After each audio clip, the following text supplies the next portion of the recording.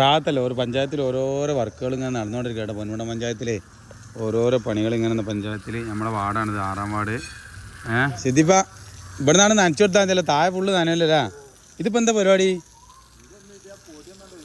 ഒഴിവാക്കണ് ഒന്ന് ചെറുതായിട്ട് റഫാക്കിക്കില്ല, അങ്ങനെ പിടിച്ചണോ. എത്ര ഇഞ്ച് കാനാണ് ഇത്? 5-6 ഉണ്ടാവും, 6 ഉണ്ടാവും ചിലപ്പോൾ. അപ്പോൾ ഇൻഷാല്ലാ നല്ലതാണ്.